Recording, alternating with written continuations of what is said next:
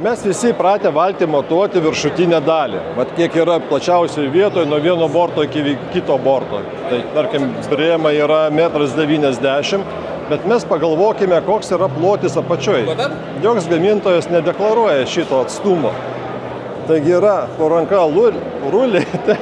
ruletė ir mes galimgi pasimatuoti, kiek yra apačioj. 1,59 m, 1,60 m beveik. Tai čia apatinė dalis, dabar pasimatuojam šitą dalį.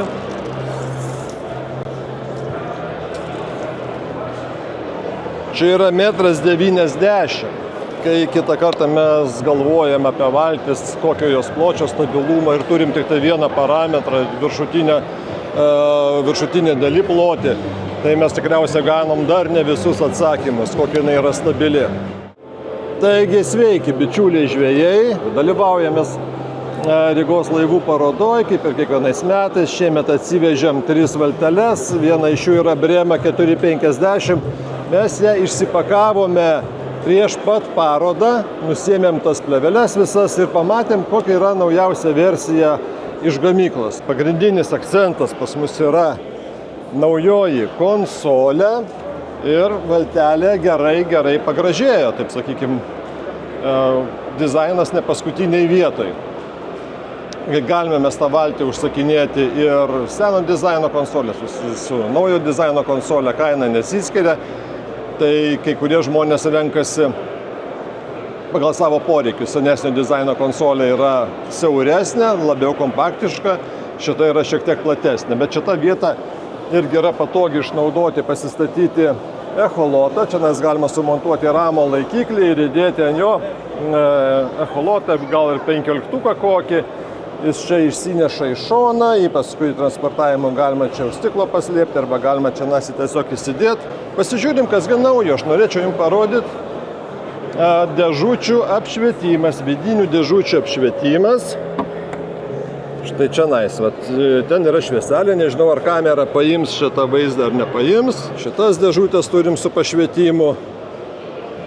Toji dėžutės yra sausos, šita dėžė yra toksai gal labiau technologinis skyrius, mums pajungti GPS inkarą, bet aišku, mes galim ten kažką tai ir pasidėti, mes galim, pavyzdžiui, čia sumontuoti įkroviklius, kad būtų mūsų šoninės dėžutės laisvesnės. Šita dėžutė yra skirta pasistatyti akumuliatorių. Faktas, kad vieno akumuliatoriaus šiuolaikinėje žvejyboje neužtenka, bet čia yra iš gamyklos atvestas pagrindinis sistemos užmaitinimas. Bet jeigu mes statysime akumuliatorių skirtą GPS inkarui, echolotams, tai mes ieškosim kitų vietų, kitų dėžučių, kur tai galima sutalpinti, tai lygiai taip pat ir priekyje galima.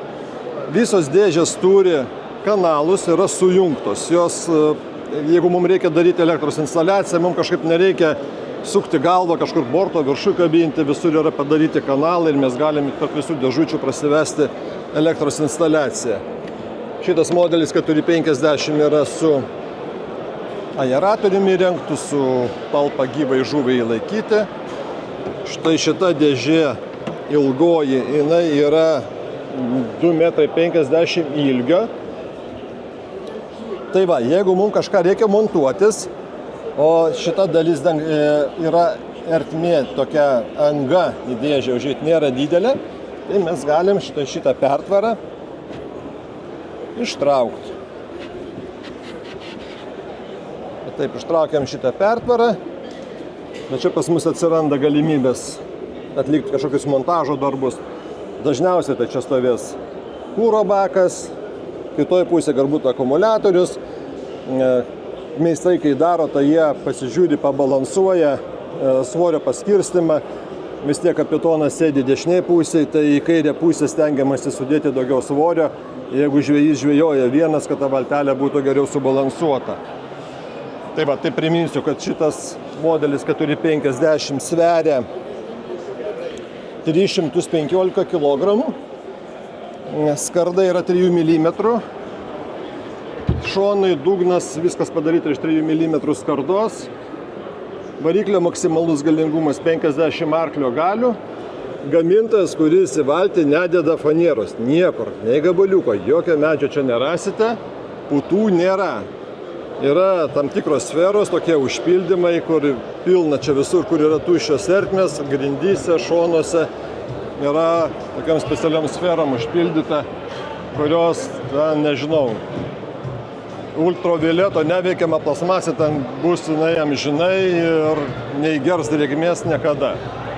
Taigi, mėly bičiuliai žvejai, jeigu jūs domina tokia valtis 450, nesvarbu kokia, tai kreipkitės, patarsime, parekomenduosime, kas jums geriausiai tinka. Iki pasimatymų.